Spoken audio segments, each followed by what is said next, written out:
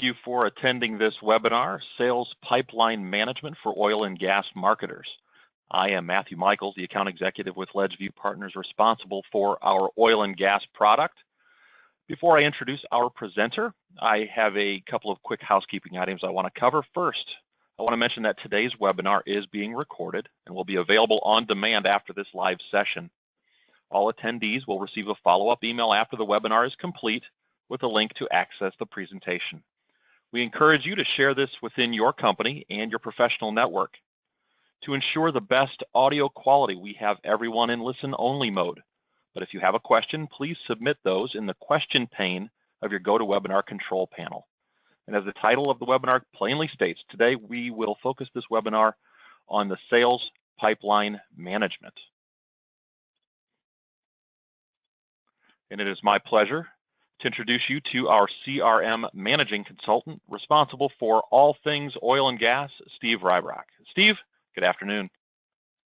Hey, thank you very much, Matthew. All right, so let's get into this. What are we going to talk about today? Here's our agenda. These are the things I'm going to cover. I'm going to do almost all of this right within CRM. So we're going to talk about, what's in my pipeline. Maybe mostly for a manager to look to see what's in the company pipeline, but just as easy for an individual salesperson to use all the tools I'm going to show you today to manage their own pipeline. I'm going to show how you can look at your opportunities that aren't moving. We're going to look at a few charts that will help you analyze your gap to goal. So if you set goals, you know where you want to be at the end of the year. You know what you already made this year. You can look at what's in your pipeline, do some analysis and go, okay, I need a bigger pipeline or I'm going to be okay. We'll also look at some trending, see what you can use to help determine how things are going based on just some data from the history, and we'll also try to trend things moving forward. So we'll show you some charts that reflect that. So what we're doing is we're kind of starting with the end in mind here. We're going to show you the end results of all of your hard work. So the folks who have been managing their pipelines, we're going to show you all the tools you can use to use that data. So after you've seen that, we're just going to back up a notch and just show you how you can manage one specific opportunity. We will show you that. Then we'll even take a step further back into, well, let's start out with a lead and qualify that lead and feed that into an opportunity. And then we'll also show you that would be what we would consider new business. And then we're also going to show you a feature where you can possibly use the system to help you identify new opportunities for existing business, so to grow your current business.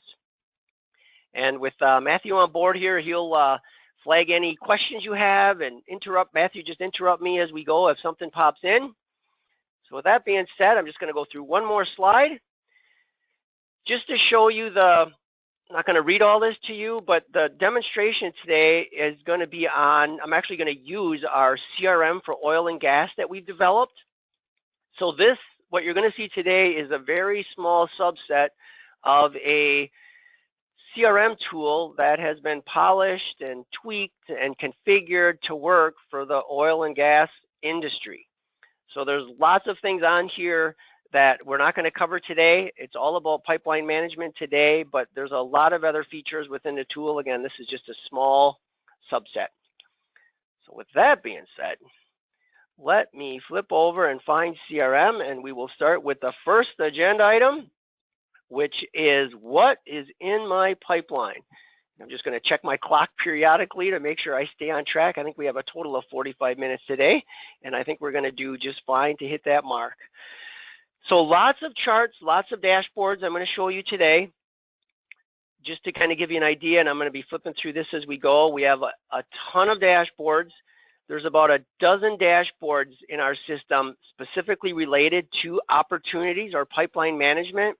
And I think the last time I counted, there was 56 charts. So lots of different tools you can use to analyze your pipeline. So the first batch I'm going to show you, there's 3 dashboards that are basically the exact same charts, but they analyze different numbers. So if you're an organization that really cares about the gross profit that's in your pipeline, like many people do, you'd probably want to use this dashboard. If you're an organization that cares about revenue, so sales, you could use this dashboard. Today, I'm just going to use this third one here, which is the one that's analyzing the units or the volume. So what's in my pipeline as far as volume goes. I could use any one of these. They all, again, are the same charts. I just thought I would just grab one. So for conversation's sake, again, keep in mind that these could reflect revenue or gross profit. These dashboards are reflecting volume. So what is this telling me? These charts are analyzing all of the open opportunities, really, so that's what's in your pipeline, and it's summarizing all of your pipeline, all of your opportunities by what we call department. So one of the features our system has is you can configure it to have multiple departments, because a lot of our customers don't just sell lubricants. They might sell fuel, they might have a couple other business units we just happen to call departments that they want to use this tool for. So this is just a great way when we build the system, we configure your departments, and then you can have opportunities for each of those departments. And then this chart is just showing you how big basically your pipeline is for volume for each of your departments. As I move over, I'm showing the exact same information, but I'm summarizing it by what we call owner in the CRM world. You might think of it as your sales team. So how big is everybody's pipeline? So these are the owners or the salespeople using CRM, and here's how much volume each of those has in their pipeline. The last chart I'll talk about on this one is the one that most people, when they think of a company pipeline, they think of the funnel.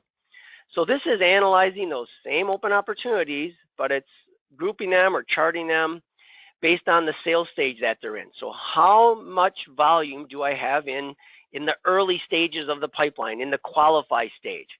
How much do I have in needs and solutions, as I move along the opportunity? How much do I have in the presentation stage? And how much, am I down into activate and transition, where the customer said yes, they just need to maybe place their first order, get their credit app processed, but this is so close to turning into real business. So this is just another way of reflecting the same data. There are also a few charts down here I'm not going to spend a ton of time on, but these just show you your top opportunities. This is also analyzing my wins over the last 12 months by department. So how much did I win? And my opportunities by month, by volume again, by month rather than by department. So another way of kind of looking back. So what I wanted to do here is, charts are cool and all. They give you a great idea of what's going on, but a lot of times a chart will trigger a question. So with many of the charts, as you hover over the chart, you'll see some icons or some symbols appear up here. And this one right here is a pretty powerful button. I'm going to hit that button. And what that does is it lays the chart next to the data that produced that chart. And then it lets you interact with this data. So I've got this chart. So what am I looking at? Open opportunities by owner. I see the volume for each owner. Maybe the question that came up, hey, Michael just has a ton of stuff going on for volume. I wonder what he's working on, right? So if that was your question, you hit that button. All of Michael's opportunities are buried somewhere in this list. But if I click on Michael, what it does is it'll shorten that list to just Michael's opportunities. So now I'm looking at, looks like Michael has 42 opportunities. Wow, that's a lot of opportunities. So maybe that's all I needed to find out is how many he had, right? Maybe I wanted to do that. But what's also nice is, because I have this list of data now, I can actually make a chart of this data by using this little section right here. So maybe now that I've seen that, I want to see Michael's pipeline, basically Michael's opportunities, either by department or by sales stage or by estimated close date. There's a couple of, actually all of these fields I could make a chart on, but let's do one that makes sense. Let's just do his opportunities by sales stage. And then I just hit the OK button. Now this chart is a representation of this data, and it's showing me how much Michael has in the pipeline for volume in sales stage 1, 2, 3, and 4. And if I wanted to go a step further, hey, what does he have in sales stage 4? Click here. It narrows down the list. It's probably a small enough list where I don't even need to make another chart here, right? Because now I have the 5 or 6 big opportunities that he's supposedly close to closing because they're in sales stage 4. You can also use this whole process if you wanted to for just a coaching technique, right? You're meeting with a salesperson. I'm just going to close this, and you're looking at either this chart or this chart here, and you want to drill into the data. Maybe you want to see, let's use this one as an example. Maybe I want to go and see what's, Josh doesn't have much in there. What's going on with Josh? I could very easily just click the button on this chart, and it's kind of the same thing. I've had those same 128 opportunities to start. So that's my corporate pipeline, so to speak. That's everything. But if I only care about, in this case, Josh, I can just click Josh, and so Josh only has 7 opportunities, and maybe I've answered my question already because there's only a couple fields on here, or a couple of opportunities. All right. So that's a couple of the ways that you can drill into the data. I will show you a different way to do stuff a little bit later. There are a few other charts that might make sense to drill a little bit different way, but the key here is the charts give you some high-level information, and then you can drill into that data to find out what's going on. So they're not just static charts. All right, what's next? Let's move on to the next dashboard that really is a reflection of how many. So we're not talking about volume, gross profit. We're simply talking about how many opportunities do I have in the system, in this case by the month they were created. Probably a little bit hard to read, but I have 8 opportunities that were created in April of 2015 that are still open. Wow. I mean, they've been hanging around there a long time. I wonder what's going on with those opportunities. I could just go right in here and click this, drill into that, find out whose they are, maybe make a few phone calls. Why aren't those moving? Maybe, bring it up in a sales meeting. So this is a great tool just to kind of look at stuff maybe getting a little bit old and not being addressed. There might be real good reasons, right? Some opportunities take years to maybe land the deal, but just kind of a good idea to keep track to see if anything maybe is getting old. Moving over a notch, this is showing me that same record count. How many open opportunities do I have, but by department?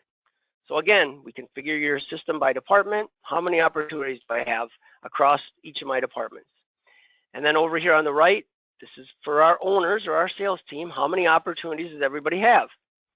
So if you're kind of expecting your team to have at least 20 opportunities in their pipeline, here you go. Tom and Josh are just a little bit shy, Brad, kind of close, and everybody else has kind of hit the 20 mark. If you use that just as a guide. So another chart just to kind of give you an idea of, how many opportunities everybody's working. As I scroll down on this dashboard, it's kind of nice to see this with real data rather than just made up data, because when I see this on our customers' systems, it's so nice seeing these charts come to life, because what this is going to do is analyze over the last 12 months my wins and losses. So it's the same analysis. It's all the last 12 months of wins and losses, but in this case it's showing me wins versus losses by month over the last 12 months. This is wins versus losses by department, again, analyzing the last 12 months. And then this is wins versus losses by person or owner or salesperson. What I tend to hear in the industry is if I see some of these that have so the blue bar is all wins. So you see some of these folks have all wins. Well, it's possible they're just not coding some of their opportunities as losses. They're just not giving up. So sometimes this can also help with, in this case, let's talk about Michael. Okay, Michael, you had 16 wins in the last 12 months, no losses. Let's take a look at your pipeline. Are you just, you're just not giving up on these? Is there any reason we should leave these open? Maybe we should be closing some of these. Again, just another good way, and you can drill into the data on all these just like I did earlier. All right. So that's the first set of dashboards I wanted to show you. Now I'm going to kind of move. So that was basically what's in my pipeline. So now I want to show how you can analyze maybe what's not moving. I mean, I touched on that a little bit with some of these charts, but we try to call it out real clearly in this dashboard here. We call it the aged opportunity dashboard. And this, I would look at this as more of a manager. So this is looking across at all of our opportunities. And just so you know, these charts should be pretty close to blank. So my pipeline is in pretty rough shape. That's what, instantly, that's what I can tell by looking at these charts. So what are these telling me? These are telling me they're looking at all my open opportunities that have an estimated close date that is in the past. Well, that means that my dashboards aren't, my opportunities are probably not being updated very well. So I've got, 37 opportunities that don't even have an estimated close date. So I could fix that problem by making the estimated close date required. That's good, but it doesn't really solve this problem because look I have opportunities with estimated close dates back in 2015, 2016, and some in early 2017, and here we are in June of 2017. So I know that all of these opportunities have bad estimated close dates.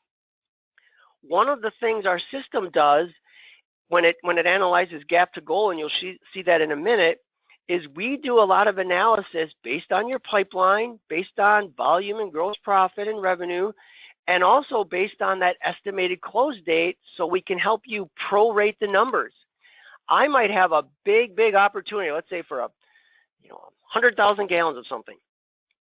And if I'm not going to close that until, let's say, toward the end of the year, maybe there's 3 months left in the year. So this year, I'm only going to recognize, what would that be, 3/12 or 25% of that opportunity to try to hit my goal. So this estimated close date is not a trivial thing. And I guess nor are the estimates your team is putting in, right? The estimated gross profit, volume, and revenue. All depending on which of those you are going to measure, you're going to want to make sure they keep those as accurate as possible and this estimated close date. So obviously, we're doing a poor job of that. Next on this chart, or next on this dashboard, is a chart that's showing open opportunities that have not been updated in 30 days. And then it's showing you by month, like how long it's been since they've been updated. So I think if I clean up this chart, this is probably going to get cleaned up as well, right? So I just have to go in, and if I clean up a lot of my estimated close dates, hopefully I'll update other things on the opportunity and get them caught up. But this is another chart that shouldn't have very many bars on it, and if it does, maybe 1 or 2 or 3 opportunities, right? I would hope the team is updating opportunities more often than every 30 days. All right. Scrolling down a little bit, this one may not be as powerful as these two up here, but this is just looking at opportunities that haven't moved from their existing sales stage in over 45 days. So just a quick snapshot of who has opportunities that are maybe stuck. So we realize that some opportunities might stay in the needs and solutions for a couple months, or even the presentation stage might take a lot of months to try to get them to win the business. But so this is just to kind of give you an idea. And then our system also gives you the ability to code an open opportunity in what we call fallback. So it's a way of not closing an opportunity as lost. You just check a box and you stick it in fallback, like it's not really moving anywhere, but I don't want to code it as lost. This is a good way to just keep an eye on them because those can easily fall through the cracks and you don't want to do that. So this is just showing how many open opportunities everybody has in fallback. And every single one of these, I can hit the little button here and dig into the detail to find out whose are they, what are they, and probe into that data. All right, checking the clock. I'm almost right on time here. That's great. All right, next on our agenda, some gap to goal analysis. So now that we know what's in our pipeline, hopefully we cleaned up the data here by using this chart. Let's go into some gap to goal analysis, and I'm going to jump right here to dashboard 2E, and we'll go through all these charts. So these two charts here, these first two are kind of duplicates of the charts, the pipeline chart. So this is an exact duplicate of the one I was showing you before. How much do I have in the pipeline by volume, and this one is gross profit. So we're just kind of giving you, so you don't have to look at, one dashboard and jump to another. Right here, okay, here's where things are at in the pipeline. So what else is this dashboard telling me? Over here, it's looking at all of my open opportunities that I predicted are going to close this year. Again, that estimated close date is real important. So this is looking at gross profit. Down here, we're looking at volume. They both show basically the same, they're doing the same analysis. So maybe we were talking about volume earlier. Let's stick down here. So what this is saying is 22 opportunities are predicted to close this year. And of those opportunities, they represent 295,900 gallons if you're measuring gallons. But if we apply that prorated number, so based on when they're going to close, I'm going to only get 151,471 gallons of benefit of those this fiscal year.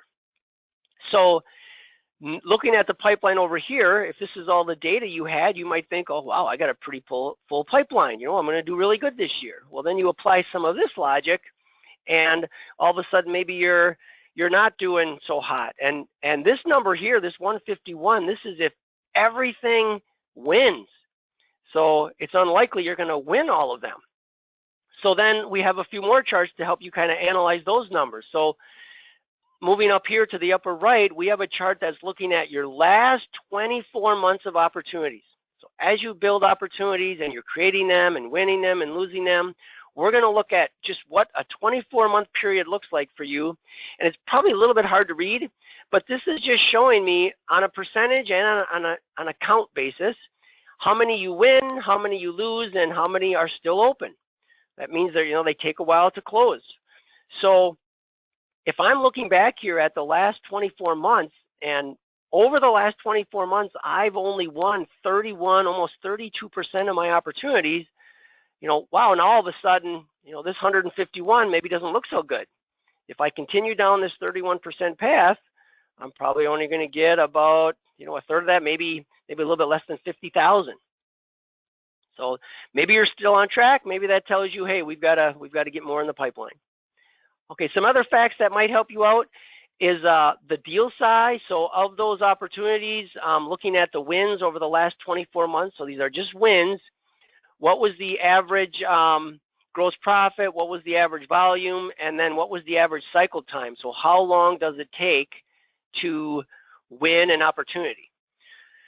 So hopefully all this helps with your analysis on where you're going to be by the end of the year. Again, it's just helps. It's not a perfect science, but it's nice to get all this data, and then you can use that to help do your analysis. So I mentioned earlier that there's a couple ways that you can interact with the data. So because we've been dealing with volume, I'm just going to stick with this chart right here. So let's say, as an example, that this is good information, but you have 2 or 3 or 4 departments. So if you have, let's just say you had fuel and lubricants, and if you combine that information, it kind of distorts this chart. So maybe what you'd want to do is just see this chart for the lubricants opportunities. So here's another way to drill into this data. I click that button, but instead of drilling into these numbers over here, what I can do is I can turn on the filter on the data. And then it puts a little caret next to each of the headings, so I could filter on any of these now to change or massage the data. So then I can say, look, I only care about the lubricants department. So these are my list of departments. I only care about lubricants. So I just changed this list, so now I can refresh the chart. So in just about 2 or 3 clicks, I can come up with how the lubricants department does or has done over or how they're going to do over the rest of the year based on, their pipeline data. So we could possibly have thousands of charts in our system, and folks ask for all these different charts, but what we'd rather do is come up with the chart that really you can use to, make decisions, and give you a tool where with a couple clicks you can come up with your own chart. But the work is already done. Just what data do you want to use to build the chart? And you saw how simple that was. You just click the filter, set on whatever filters you want. I could have done the same thing by, oh man, what could I use? I could have done it maybe by owner. Let's see how a certain person does, if I want to analyze that. So lots of different ways to interact with the data by massaging what data to use or just drilling into the chart itself. All right, gap to goal. What else? Let's see, I think we covered all of them on this dashboard, so I think we're doing pretty good there. Let's move on to a few trending charts. So what do we have for trending? We have two dashboards for trending. They both, again, are the same charts, but one cares about gross profit, one cares about volume. So again, the same chart, so I'm not going to go through both of them. We'll just stick with volume here again. So I'm just going to pull up dashboard 2F, and we'll go through what these three charts might tell you. I'm going to apologize a little bit for not a ton of historical data, but I think you're starting to get the picture. So what are we doing here? We're taking a look back at our wins, and we're showing by month how many opportunities, not how many gallons of opportunities have we won, and then how much of that was prorated. So what was the prorated volume? So you can see I just don't have a lot of data here, but this is just going to kind of show you, looking back at your wins, how things played out historically. There's also another chart here we'll touch in a minute that's kind of looking back, but I want to take a minute to look forward now. So let's take a look at those opportunities that we predict are going to close in the next 90 days. So basically, let's look out 3 months. And we're going to show you the little lines here, the circles with the line. That's showing you how many opportunities are involved. So really not that many based on my data. We're not going to close many in June, July, or August. But then we group the volume by the sales stage that those opportunities are in. So this is kind of interesting for me. I've got a boatload of gallons that are going to close in June, but those opportunities are still in sales stage 1. I mean, I would question that.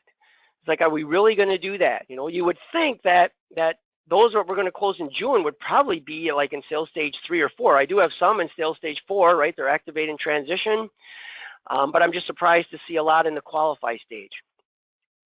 It's almost like reversed here. Obviously, this is a lot of play data, but in July, that probably makes a little bit of sense. But in August, we've got all these opportunities that I'm in the presentation stage. I suppose that could make sense. So I'm presenting, and I'm hoping to, there's only one of them, so that does make sense.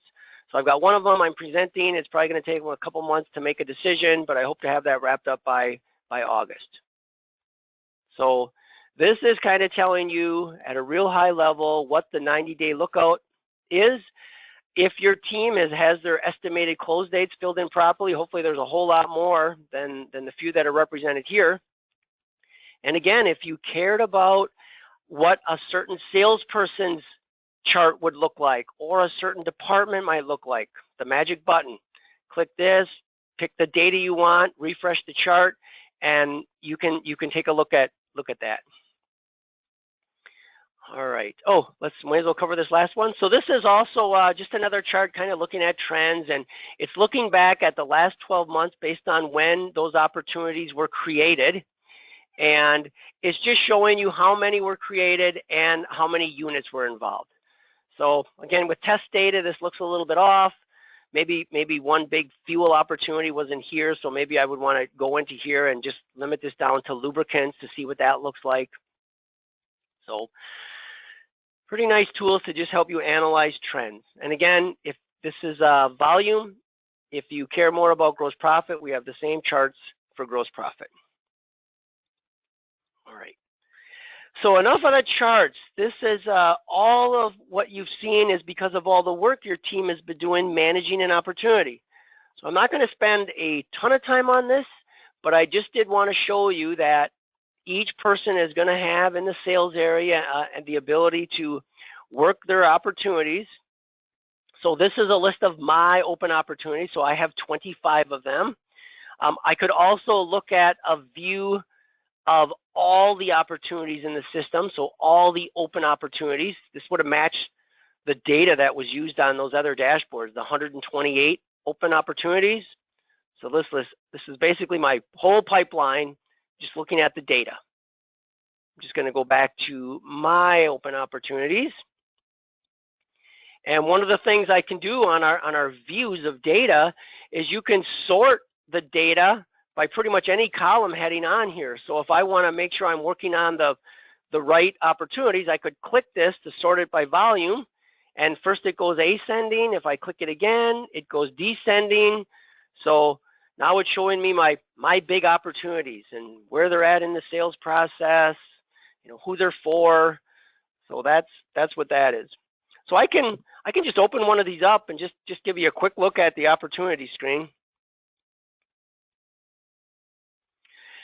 So this is an opportunity where you define the department, the brand you're pushing, the type of opportunity, who's responsible, all kinds of information about this opportunity down here about those estimated numbers. This would be how much am I going to get each year for this opportunity. Do I have any comments I want to put in about maybe the status of this opportunity? The all-important estimated close date. And this sales stage field you'll see is locked because that's driven by this graphic up here. That's all you really do to advance an opportunity is there's usually one question associated with the stage. You just answer the question and hit next stage. So in the case of the presentation, if I'm in presentation stage, once they've accepted the proposal, I would just say yes. I'm actually not going to do this right now. Say yes, and then I would just hit next stage, and it would move this to the next stage in the process. So that's how simple it is to manage one opportunity, right? Obviously, you're doing most of your work in the field, working with the customer, getting your proposals ready. Just take a few minutes to keep your pipeline data accurate within CRM. All right, so that's managing one opportunity. I'm next going to start with if you had a lead out there and you wanted to qualify that lead because you wanted to create a prospect account in CRM and an opportunity to go after that business. So I'm going to do this just as fast as I possibly can. I'm just going to go into leads and I'm going to say, okay, I don't really need to save that. I'm just going to create a really quick lead. I normally would spend a lot of time making sure I filled in all the data, but I will do something really, really quick here. So this is a lead. I'll just make up an industry real quick. It doesn't really matter. I'll put in a name. Let's go with, how about Don Door at, let's say, Door Construction. And if I knew his title or email address, I'd fill that in. There's a phone number. Again, you'd want to fill in as much as you could about this lead. This isn't really lead training. Where did I get the lead? I'll throw in a city and a state.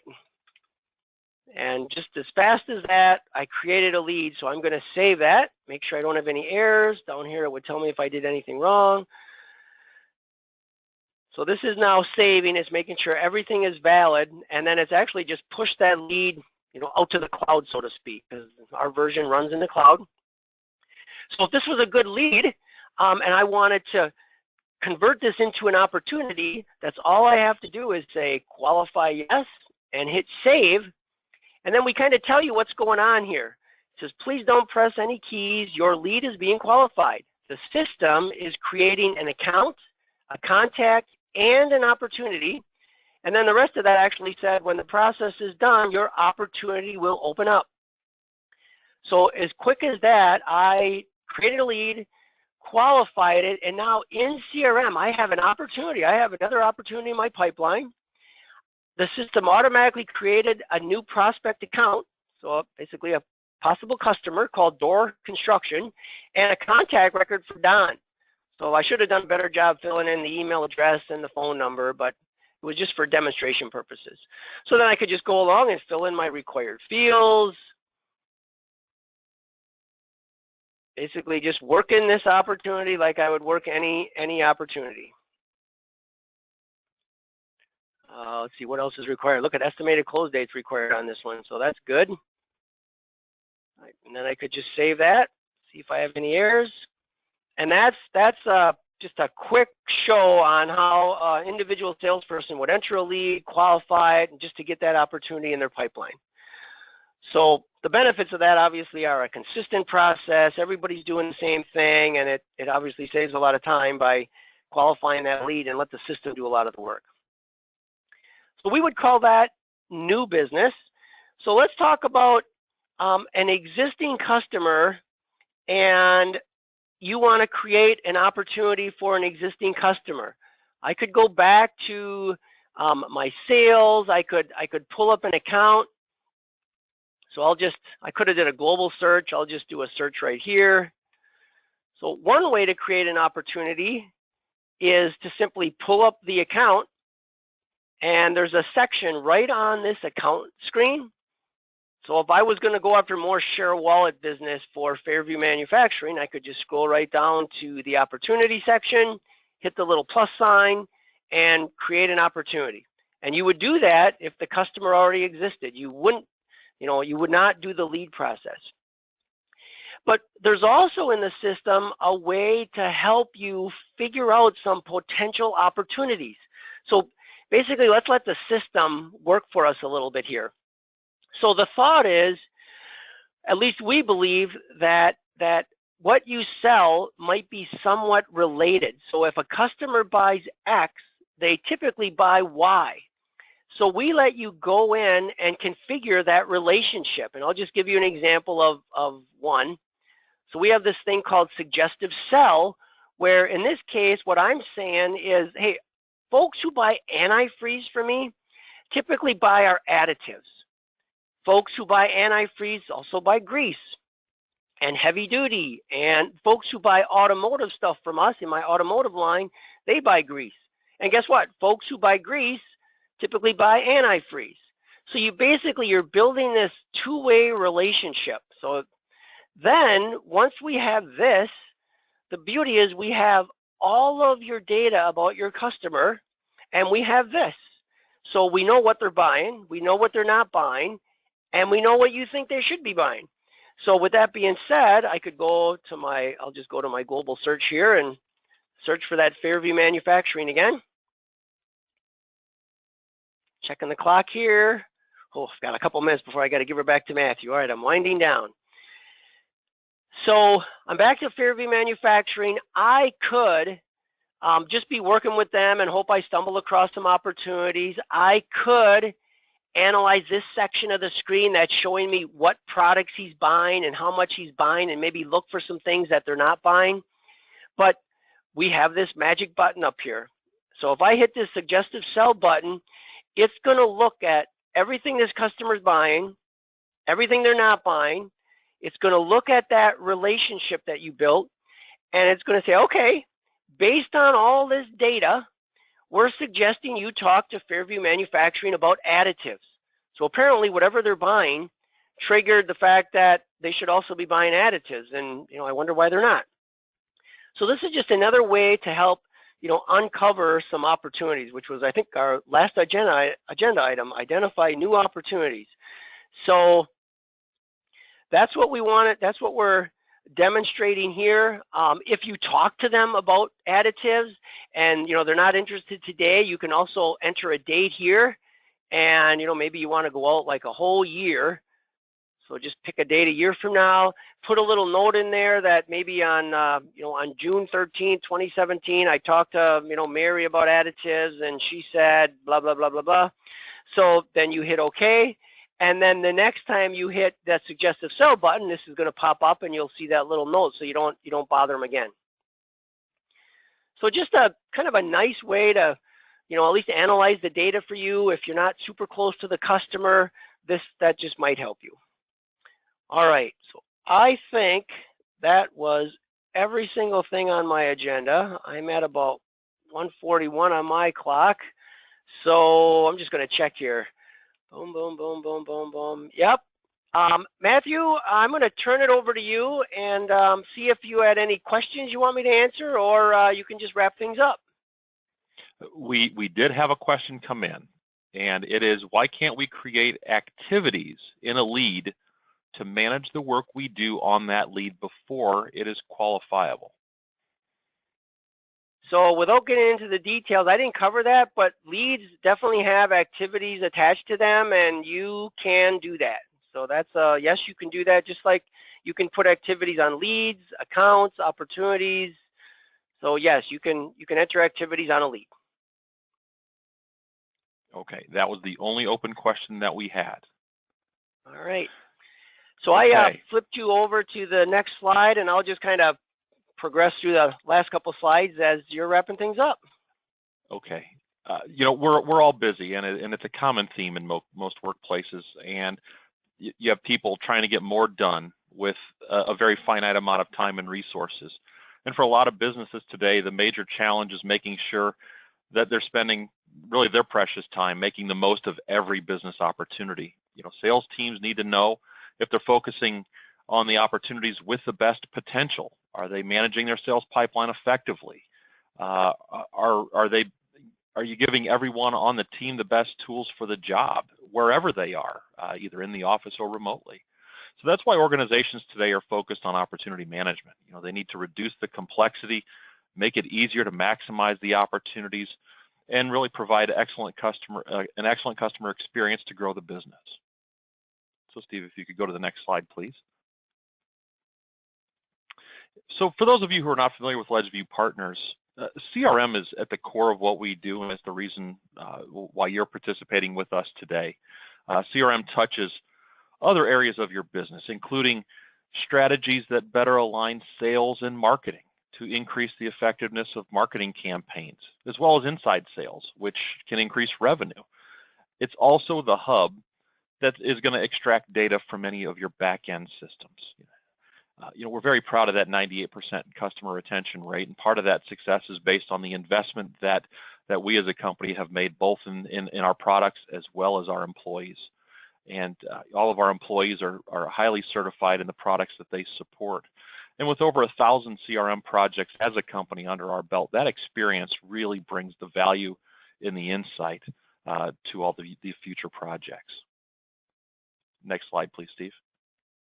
So I would like to point you to the LedgeView Partners webpage, where we have several industry-specific case studies online. We also have short targeted videos on the features of CRM for oil and gas, as well as industry and product agnostic videos on topics like data integration, user adoption, mobile, and implementations.